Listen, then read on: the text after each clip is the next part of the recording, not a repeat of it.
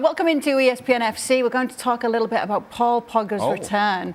Alejandro Moreno is here with me in the studio. We're also joined by Shaka Hislop, Julien Laurens and Stevie Nicol as well. Well, let's get to it. The reason we're talking about it is because the interim coach at Manchester United, Ralf Rangnick, has said that Pogba's return to the squad will be a boost to them and for him.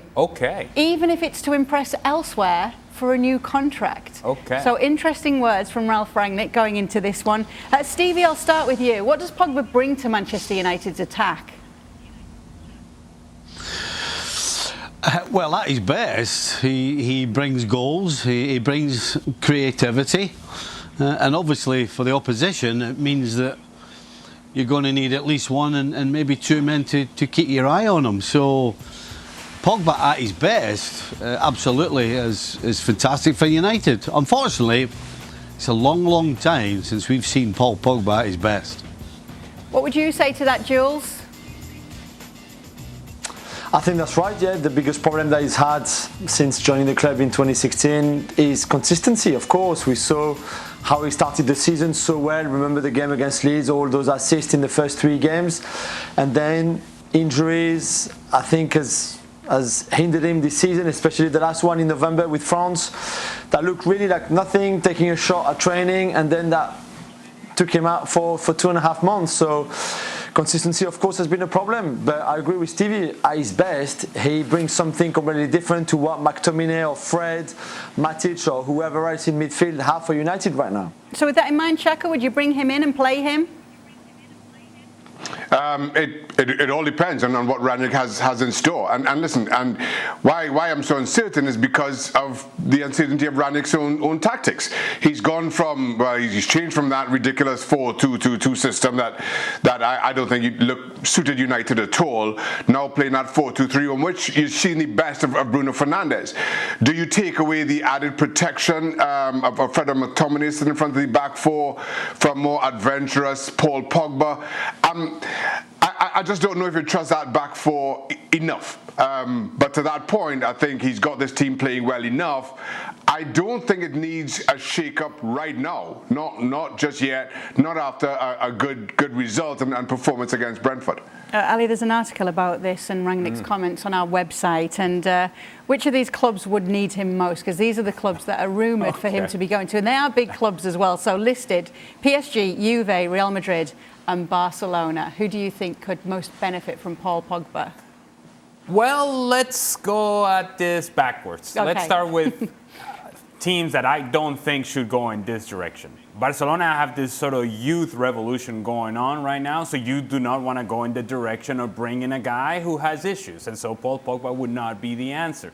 I don't think Real Madrid, this is the direction they would go or should go.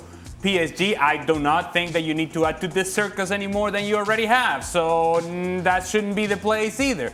So you start running out of places. So I would say the best of Paul Pogba, which is what Stevie's talking about, was at Juventus. Maybe that's a place.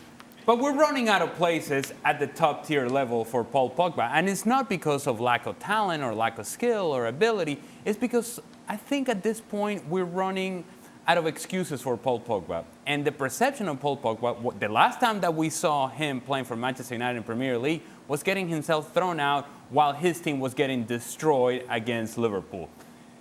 That perception of Paul Pogba is difficult to get rid of because you start trying to think about what it was, what has been, but what it is right now, we don't quite know. Jules, if you were to pick one of those clubs that you think Pogba would be the best fit at, Juve, Barcelona, Real Madrid and PSG, which would you choose? Well, it's an interesting one. I think Juventus, because he obviously played there and had some really good years. But right now, I think even Max Allegri is still looking for what the best formula is in midfield, whether you play 2 up front, 1 up front, in a flat 4 in midfield, for example. And again, as we all know, the best version of Paul Pogba that we've seen at club level, very different to international level, but at club level was in the midfield 3 when he played on that left-hand side in a very good, albeit Juve team a few years ago.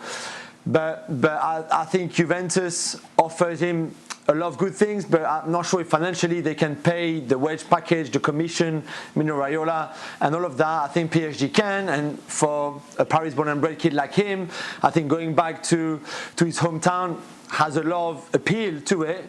I also agree with Ali, though. They have to first sell a lot of the midfielders that they have, make room for him, and even then, is he the right guy to bring in midfield? We know that they're currently talking with Spurs for Ndombele with a loan with maybe an option to buy. So there's a point where they can't just bring as many midfielders as they want. Real Madrid is his dream, for sure. Again, I don't think that's what they need right now. And then Barcelona is a really long shot for the reasons that Ali said. So I would still rank Juventus and PSG maybe at the top, and I think PSG, because of the relationship that they have with Mino Raiola, because he's from there, maybe have a slight advantage if they're really serious about bringing him. I'm still not sure it would be the right thing, though. Stevie, just to go back round to what Rangnick actually said, do you think it's strange for him to say that it's a boost even for himself, even it's for a new contract elsewhere?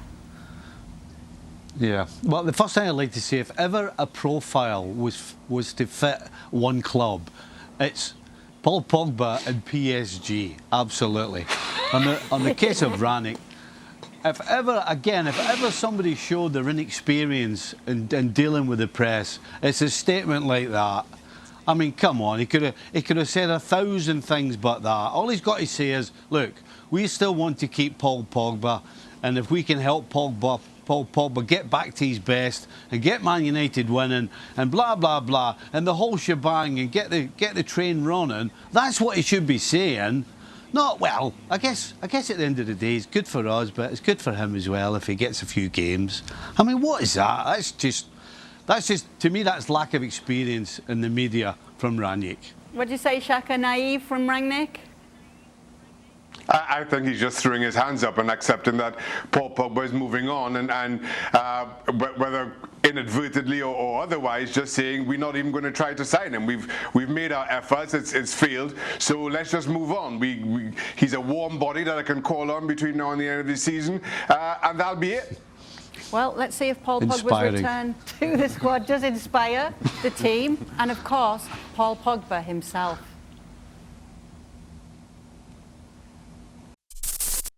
Thanks for watching ESPN on YouTube. For live streaming sports and premium content, subscribe to ESPN+.